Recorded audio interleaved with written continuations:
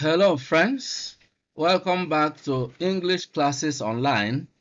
My name is Benjamin. Today's video is on analyzing African drama in the West African Senior School Certificate Examination.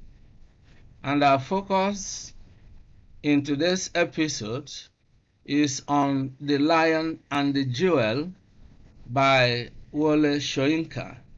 If you are new to this channel, kindly subscribe to the channel by clicking on the subscribe button below.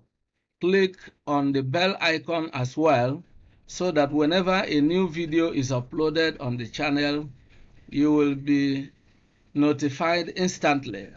Let's dive into the lesson right away. First, let's take a look at the agenda for today's episode. Number 1, the title and its significance. Number 2, the setting of the play. 3, overview of the play. 4, characterization. Number 5, themes. 6, conflict. And 7, denouement. We want to dissect the play. We want to look at it from various perspectives. You need to understand that to analyze literature, you can approach it from any angle. And here we want to really use a multiple angle approach. All right. So let's move ahead. The title and its significance. The lion in the play refers to Baroka. So here we are dealing again with symbolism. You know, the lion is used to refer to a character called Baroka. The lion is seen as the king of other animals in the jungle. It hunts other animals for its meals.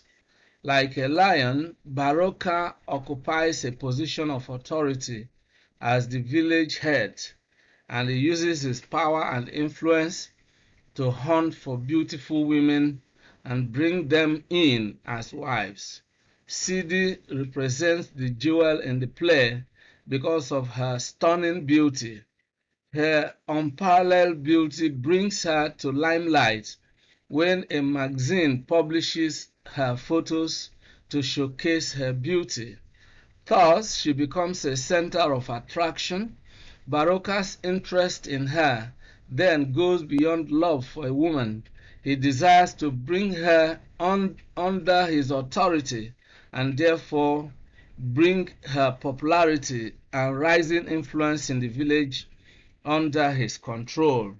The rivalry between Baroka and Lakunle symbolizes the clash between traditional and modern cultures. Sidi's decision to marry Baroka instead of Lakunle is a triumph of tradition over Western culture. So we have looked at the title of the play, The Lion and the Jewel. Here we see that two things are used as symbols. The lion is an animal, the jewel is a precious object, something that is known for its value. You know, a jewel of inestimable value is always used as a metaphor for a person of value, and that jewel in the play refers to the village beauty called Sidi. Now let's move ahead and look at the setting of the play. You need to understand that setting refers to the place and time within which the actions of a play or story take place. Now, I want you to understand that two things are involved in setting. When we are talking about setting, let me show you the two things that are always involved in setting, and I will try and cover both aspects. All right. The first thing is the place. All right, place.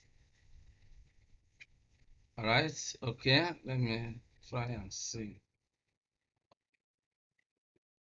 All right, so number one is place.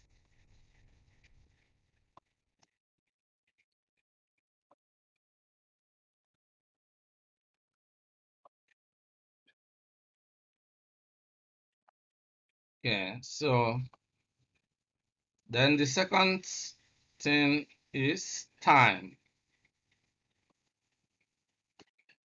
I just want you to take a look at these two aspects of the setting.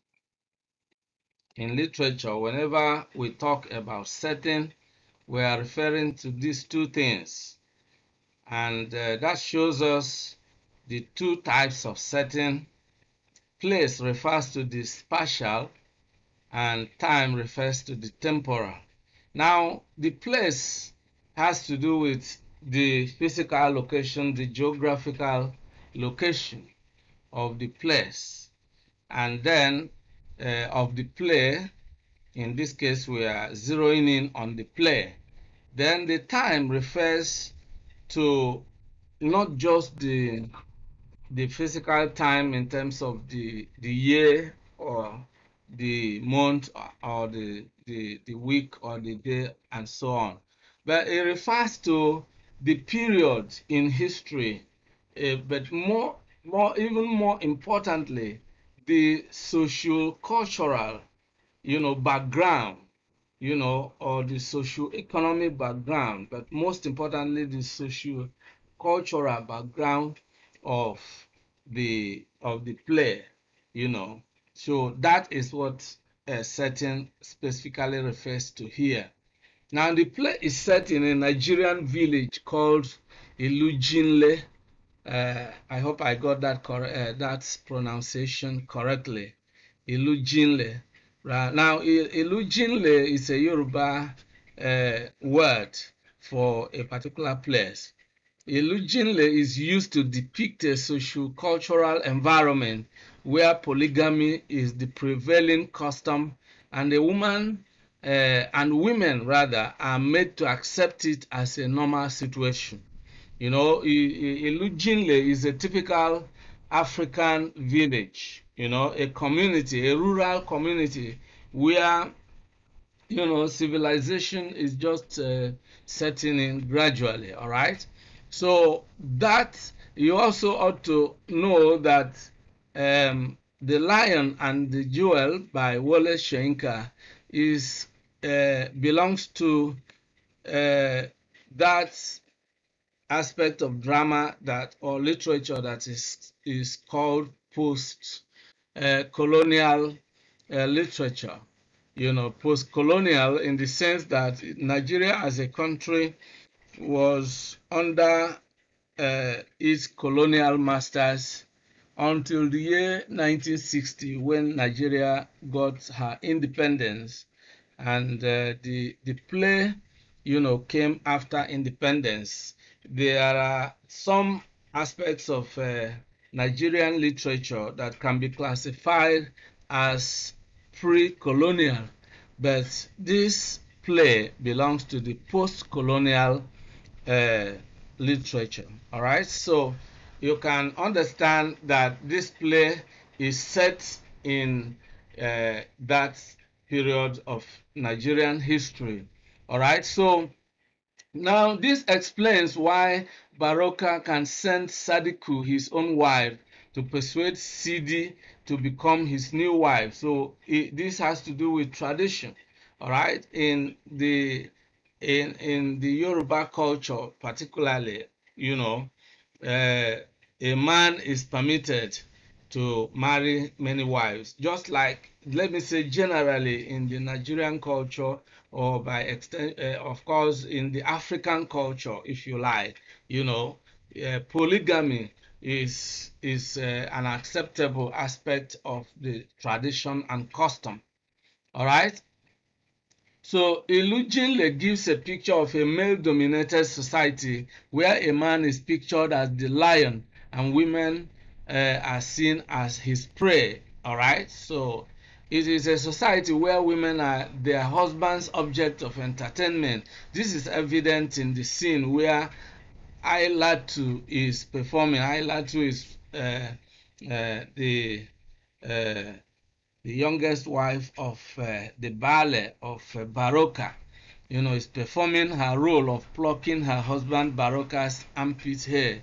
In this setting, we find that, teaching is going on in the village, but lesson delivery is undermined by the male teacher's tendency to abandon his class to go after a beautiful girl. Of course, in the play, we are going to take a look at the romantic relationship between Lakunle, the village teacher, and Sidi, the village beauty. And all this we shall be looking at. But we have looked at the setting of the play. We have looked at the place and the time within the actions of the play occurred. All right, so let's move ahead and take a look at the next item. Now we are going to take a look at the overview of the play. The play depicts the conflict between modernization and tradition through the characters of Baroka and Lakunle. Lakunle supports modern values, but Baroka defends traditional values. The play's central theme is this clash of cultures. The conflict is between traditional Nigerian Yoruba culture and the Western culture introduced by the colonial masters. The play is a comedy and centers on four major characters: Baroka, the elderly chief of Illunjire; Lakunle, the young headmaster of a primary school; Sidi, the most beautiful girl in the village; and Sadiku, the eldest wife of Baroka. Baroka is portrayed as a cunning fox. Lakunle is depicted as an arrogant teacher. Sidi is characterized as an arrogant, egotistical or vainglorious young village girl, and Sadiku is presented as a simple-minded elderly woman. Now, this gives us the overview of the play. One other thing we need to say about the play is that it is a satire. Now, again, what is a satire? Now, a satire is a work of art which is used to make mockery of certain human behavior or institutions in society. All right? Satire. Well, I just want you to take a look at it. Now, so the play can be referred to as a satire because you discover that the play is used to make mockery of, certain aspects of human behavior. We look at, some of the characters, and we see certain certain aspects of their behavior being, deliberately used to highlight some errors in society or errors in that particular era of human history. All right, we can see Baroka as somebody who was using the tradition to, to further his personal interest, and actually, let me say, manipulate and exploit the other gender, all right, to his advantage. And we can see that quite clearly. Then we can also look at Lakunle as a representation of, uh, of a semi-illiterate person. It is used to make a mockery of certain people who claim to be the elite in society who claim to be educated, and they try to use their education and even abuse it, all right? Uh, so we are going to look at all this. Then we look at the aspect of the behavior of Sidi as something that, the character is used to portray vainglory, the emptiness, if you like, or the uselessness of vainglory, or let me say arrogance. All right, arrogance for being the most beautiful girl. This actually enters this character's head, and of course she continues to overstretch her authority, her popularity, and even become very audacious to the extent of trying to rub shoulders with the village head, the chief of the community, and dabbling into different things that eventually uh, explode her ego. All right, so we are going to actually look at these various aspects of the satire. All right, so but suffice it to say that the play is a satire of sort. All right, so let's now go over to the next item, which is characterization. By the way, characterization is, let me say, the way and manner in which a playwright or a writer presents the characters in his or her play or story. So characterization has to do with, a character, by the way, is a person or a human or non-human agent, if you like, that carries out some of the actions in a play or story. So here, let's go ahead and look at the characters, beginning with the main characters. We have already taken a look at Baroka, who is the traditional chief of the village, Illunjire. His wives are Sadiku, the eldest wife, whom he inherited from his father, Okike. All right? His father actually is Okike. Now, he inherited, so it's also an aspect of tradition, especially in that period in focus, that a man could inherit his father's house. That actually plays out here. And then we have Ailatu, the youngest wife. Baroka represents the lion in the play, as we earlier mentioned, and his prey happens to be the village jewel, Sidi, whom he desires to bring in as another wife. That is an aspect of the culture too, which is polygamy. A man can have two or more wives, but a woman doesn't have that right. Now, his love for Sidi is the basis of his conflict with Lakunle, who also loves Sidi and wants her hand in marriage. His cunning and manipulative abilities enable him to deflower. This obviously is a typo. To deflower Sidi when she visits him for the purpose of making a jest of him for feeling important.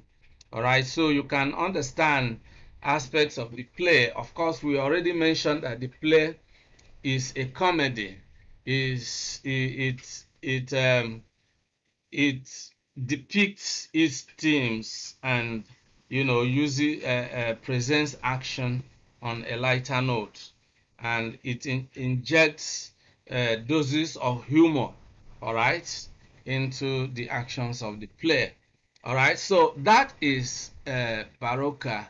one of the major characters. He represents is the one referred to as the lion, and he represents the tradition. You can also understand the view of the the playwright Soyinka is someone who actually uh, who has his preference for tradition, right? As you can see that in aspects of his works, and he goes as far as expressing his belief even for the traditional gods. All right, so that is Wole Soyinka. He expresses his preference for tradition, and of course, we can see that both Baroka and Sidi, they all are supporters of tradition. And when you talk of the lion, a lion is an animal that is regarded as the king of the animal kingdom, and a jewel is an object of inestimable value, of great value. So these two characters are, used to probably highlight the beauty of the African culture. Now, Sidi, as the most beautiful girl in the village, she represents the jewel in the play. Her beauty makes her the object of conflict between Baroka and Lakunle, who both love her and want to marry her.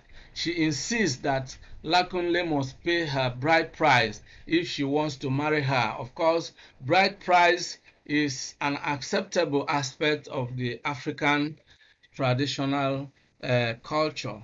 All right, and Lakunle, who represents Western culture or civilization, is insisting that he's not going to pay the bride price. Of course, you can see that Lakunle is made an object of mockery in the play. He represents the Western culture. Meanwhile, she has been deflowered by Baroka during her visit for the purpose of mocking the man. She is an arrogant woman whose vainglory is fueled by her photos appearing in a magazine. This makes her think she is superior even to the village chief, whom she discovers is interested in her beauty as well. Her pride and overconfidence becomes the weakness that the old lion Baroka capitalizes on to hunt her down and deflower her. Now you can see that, uh, the strength of a man is actually also viewed through his ability to conquer the woman, sexually. This also plays out as an aspect of culture. Of course, when he pretends to be impotent, that becomes something to mock, which ordinarily is also what makes the play a satire, because in real African tradition, you rarely find a young woman going to mock an elderly man for being impotent or for feeling important. All right, so these are aspects of the satire that we are to look at.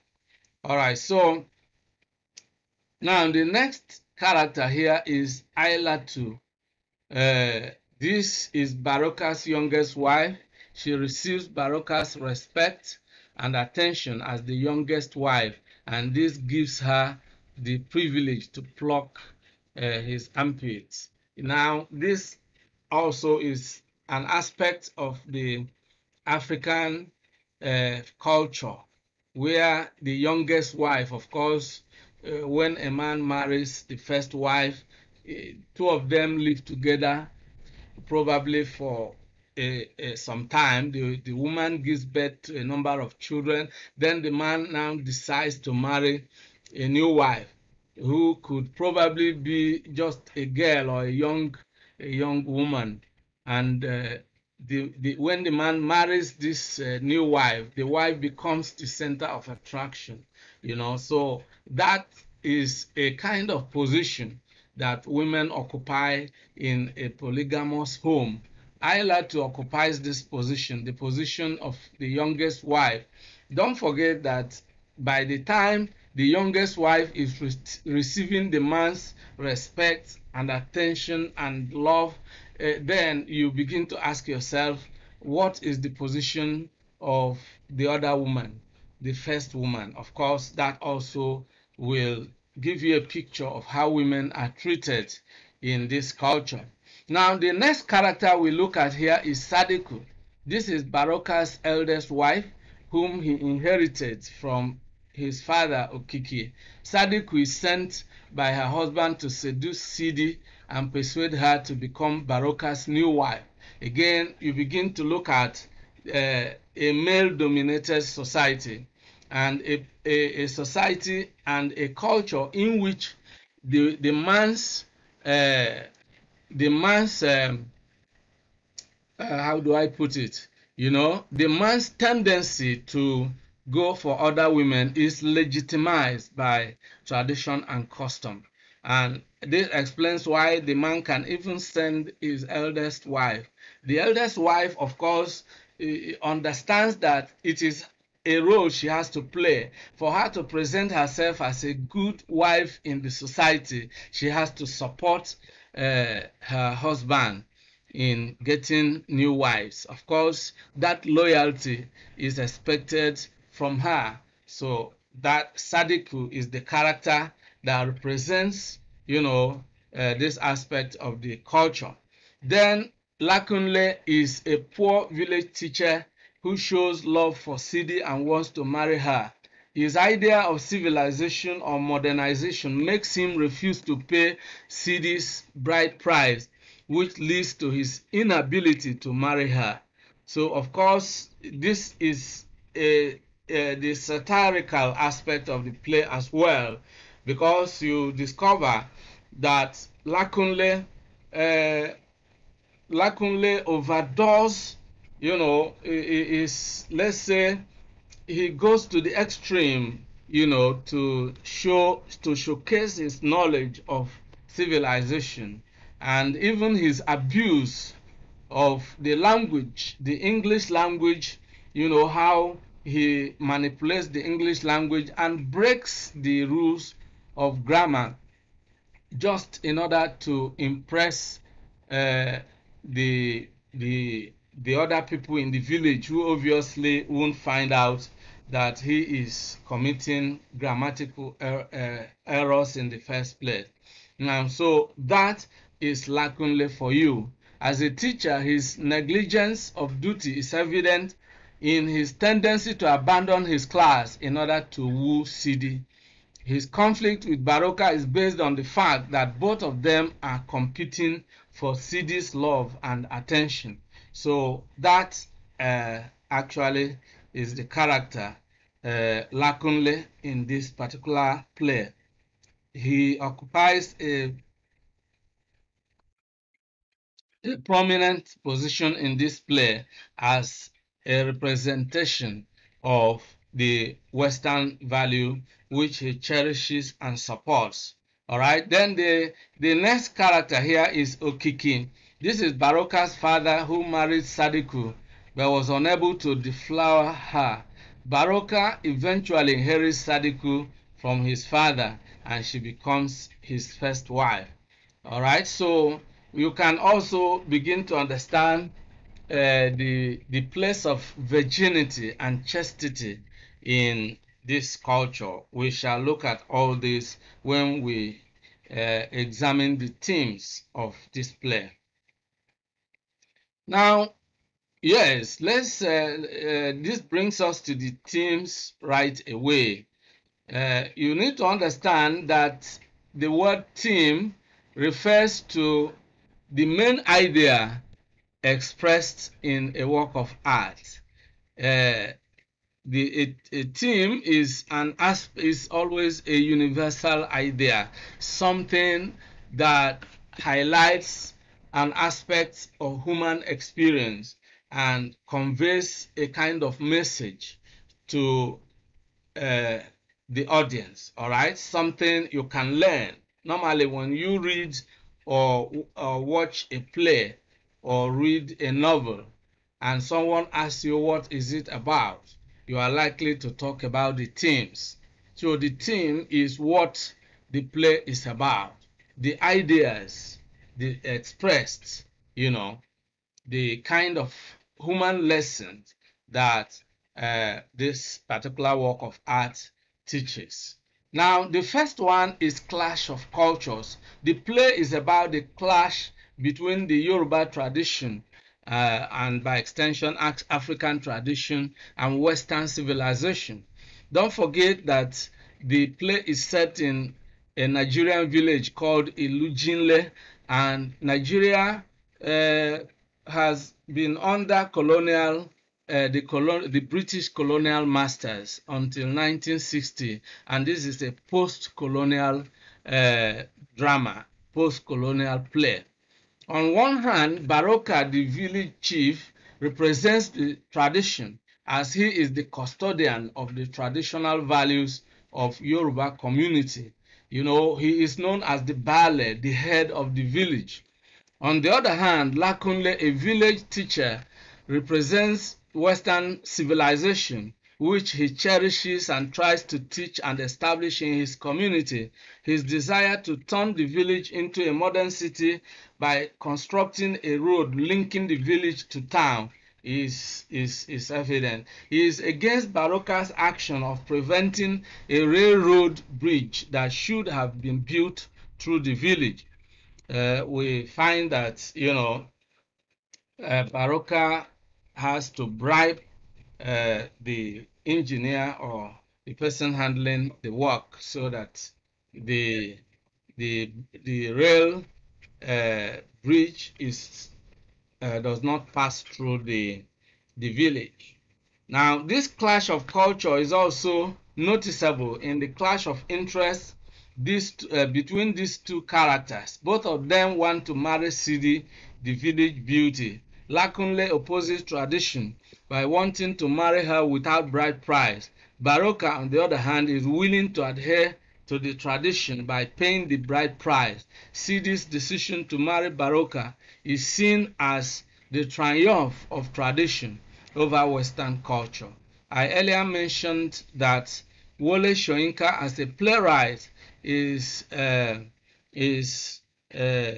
very strong supporter of African tradition, and this actually is eloquently expressed in virtually all his literary works. All right, when you look at other works that he has done, you discover that he even comes out to express his admiration for the Yoruba god of Ogun. All right, and that is Wole Soyinka. So he uses this play to actually demonstrate that the African culture is preferable to the Western culture. Ironically, he is someone who has actually acquired Western culture through his academic attainment.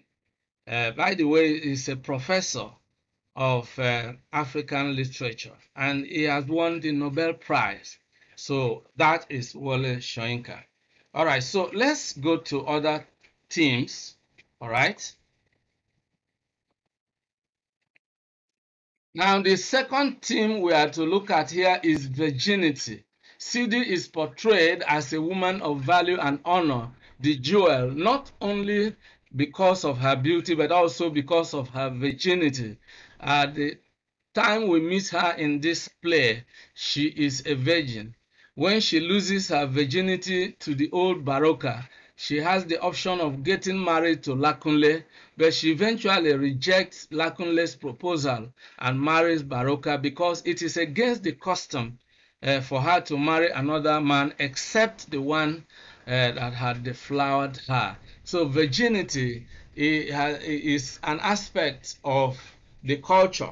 And of course, when you look at the African culture, of course, a lot of that aspect of the culture is now has been eroded, so to say, by the by modernization. Modernization has already, sort of eroded aspects of this value. But right from the days of old, you discover that virginity has been highly valued in the African society, just as it is valued in other cultures as well. And when a woman goes into her husband's place a virgin, of course, she is treated with respect, is treated and regarded as a woman who is precious indeed.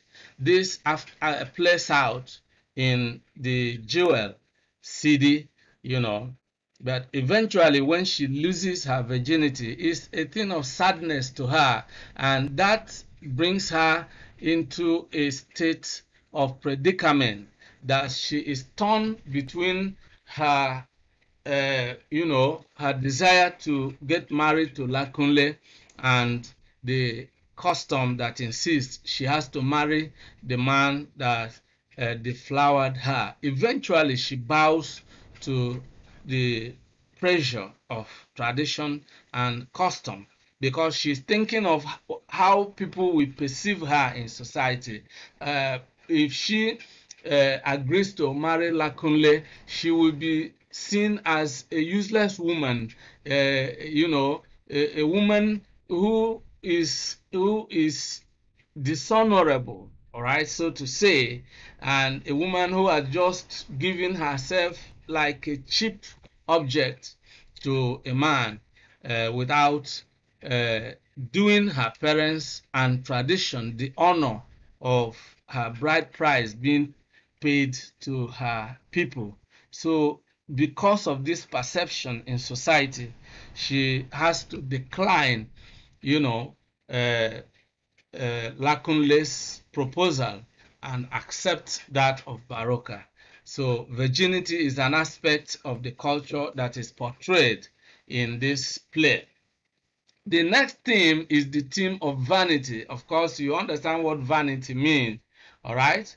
The theme of vanity is portrayed through Sidi. Of course, vanity is an aspect of human behavior that has to do with ego, being being egotistical, if you like, or being self-centered, being arrogant.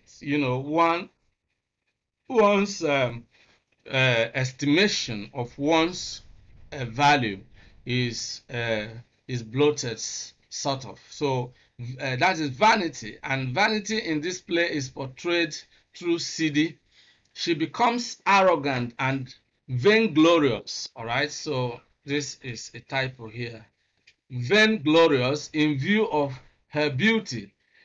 Her vainglory is fueled by her photos appearing in a magazine. Her rising popularity deepens her belief in her own superiority. Her vainglory and arrogance makes her believe she could make a mockery of the ballet. And that is when she loses her virginity and loses her pride. Now, of course, you are conversant with the biblical saying that pride goes before a fall.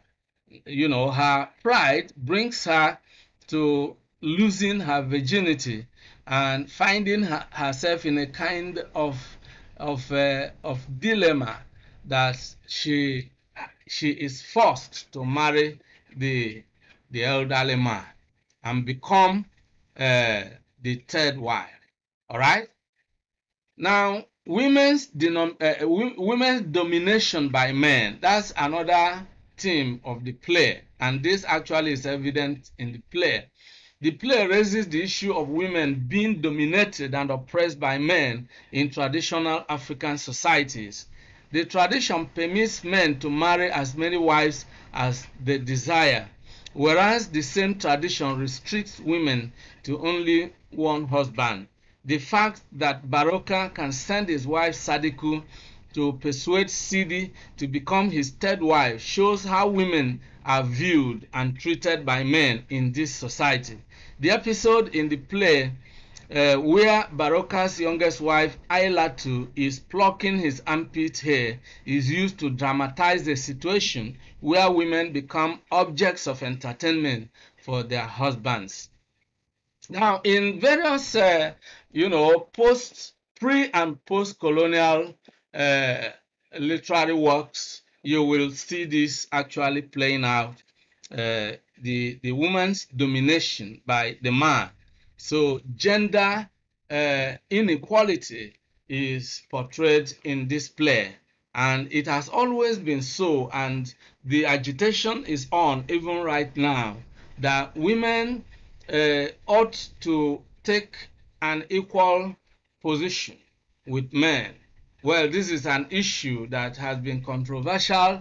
You have the male chauvinists telling you no, men ought to be the head and all that. Then you have the women activists telling you that the woman ought to share an equal position with the man. All right, so this issue is raised in the play, and of course, when you analyze and appreciate literature, then you discover that the playwright or the novelist or the author of the literary work highlights these issues, and of course, in most cases, leave the issues in the public domain for continuous interaction, continuous debate. And but in this case, of course, we discover that the play seems to, highlight the fact that the man is that the man has the traditional right to dominate the woman, and of course, the playwright refers to the man who is the culprit of this injustice against women, is regarded with positivity, is known as the lion. A lion gives us a positive image, so, and since the man who is the culprit of this injustice, this unfairness to women, is symbolized or representing, or is presented, is characterized as the lion, you can begin to see where the playwright probably stands. But that is not to say really that it is fair to just make the conclusion. It is a work of art, and a work of art is used to highlight, to raise issues, right? And it is really something that belongs to public domain. And in fairness, we discover that the lion and the jewel is a beauty to behold as a work of art, and you can give it to the professor and the Nobel laureate. This his expertise, his literary knowledge, his ability to use those dramatic elements is really not in question. All right, so let's move on and look at betrayal as another theme in the play. The theme of betrayal is portrayed in the play through the actions of various characters. Baroka is betrayed by his eldest wife, Sadiku. who reveals his secret of being impotent to Sidi. However, her action works according to the plan of the old fox himself, who wants to use that as a trap to bring Sidi close enough for his purpose. Of course, it is also it can also be viewed that in the actions of Baroka, he also can be seen to have betrayed the eldest wife, whom he merely uses as a go-between, as a middleman between between him and, and another woman that he expresses love for. And then you begin to ask, now where is the place of Sidi, of Sadiku in Baroka's heart? Now he deprives her of a prominent place of love in his heart, and he gives this love to other women and makes her a messenger in this process. So it's also a kind of betrayal, but his own betrayal is legitimized by tradition. And we can see Sadiku here occupying a very pathetic position, the position of the African woman.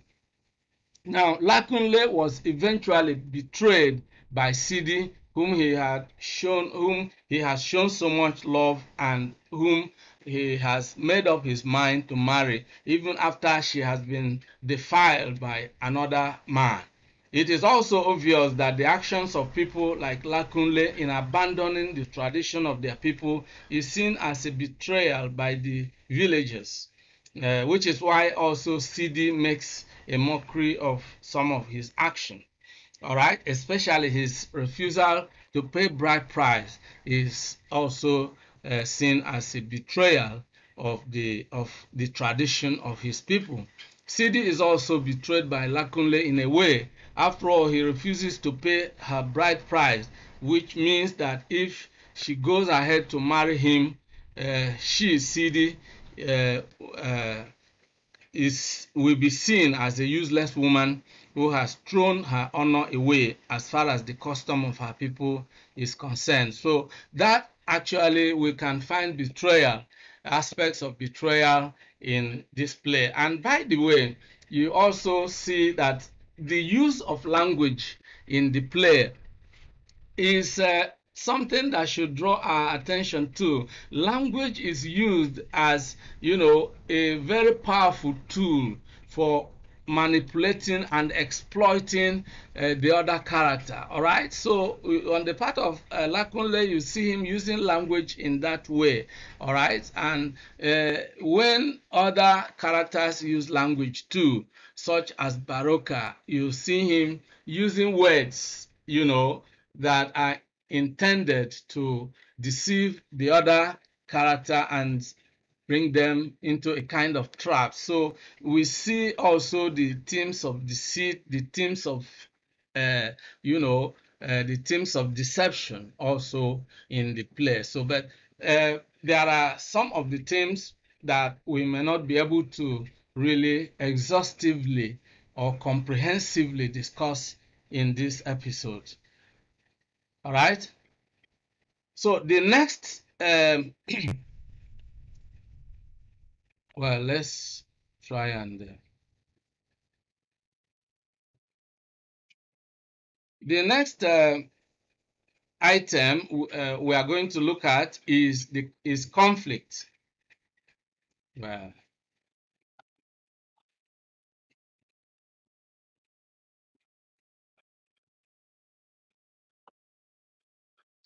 conflict is, a literary concept that has to do with the rivalry, a clash, a disagreement, if you like, between two characters.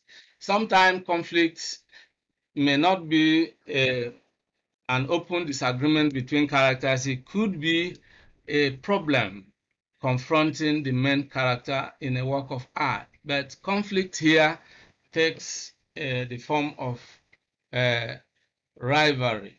All right, so here we look at the conflict between Baroka and Lakunle, which arises from their desire to win Sidi's love. All right, uh, the two men are, expressing their love for Sidi as the most beautiful woman in the village, and each of them wants to marry this village beauty. So conflict is also evident in the subtle struggle for superiority or popularity, if you like, and this plays out between Sidi and Baroka. Sidi goes to make a mockery of Baroka for feeling important. That confrontation is an obvious use of conflict, and it creates suspense. And when she goes there, one is wondering what is going to happen next, how it is going to play out. Will Sidi be able to carry out her plan to make a mockery of Baroka? Will she reject the Baale's marriage proposal and marry the teacher? Now, aspects of conflict play out here. And then we can see all this also moving the plots of the play and also highlighting the thematic preoccupation of the playwright, which is the clash between the Western culture and the African traditional culture. So conflict is used in the play, and we can see that conflict is actually a very important aspect of literature, because without conflict, a play or a story loses its interest. It is conflict that creates suspense, because when there is conflict, then one is looking forward to seeing how this problem or this conflict is going to be resolved. When there is a conflict, then the next expectation of people who are interested is the conflict resolution. How is it going to be resolved? And this actually retains the interest of the reader or the audience, wanting to know how this is going to be resolved or how this problem is going to be solved. So conflict is really a very important aspect of literature, and conflict is, used as a dominant literary device in this particular play. Then finally, we want to look at denouement. Denouement is the final resolution of a conflict in literature.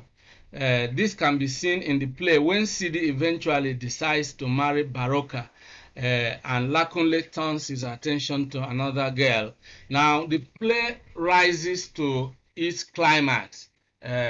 We find the point at which Sidi loses her virginity, and that is a turning point in the play, and that is the point of decision. That is the point at which something dramatic has to take place. Again, we see a reversal in fortune. The girl loses her virginity, which is a prominent aspect of her value as a jewel in this work of art. And of course, it raises a question about her personality and the place she has to occupy in the society. Is she going to occupy a place of honor or a place of dishonor? And of course, in the eyes of African tradition and culture, she has to marry Baroka, because Baroka is willing to pay her bride price, and marrying him also is in line with tradition because he has devalued her. And so when she eventually bows to the pressure mounted by culture, then the conflict is resolved. Baroka wins conflict between the rivalry between him and Lakunle, he wins the jewel, so to say, and the culture, the African culture, wins in the end. And so we can see the play resolving the conflict, the clash between African culture and Western value in favor of the African culture. And that actually brings us to the end of this episode. This is where we are going to draw the curtain, and I just want to thank you for being part of today's episode. I hope you enjoyed the video. If you did, like the video and share the video with your friends and relations. We have been analyzing African drama, and our focus has been on The Lion and the Jewel by Wole Soyinka. And of course, in the previous video, I analyzed a non-African poem, Caged Bird by Maya Angelou. So in this on this channel, we discuss literature, we appreciate literature, we analyze literature with a view to helping our viewers and subscribers, most of whom might be going to sit for their external English exams in the West African Senior School Certificate examination organized by WAEC, and the Senior School Certificate examinations organized by NECO, and the one organized by NAPTEB and other equivalent exams. On this channel, we upload various videos to help our students prepare for their exams, and we also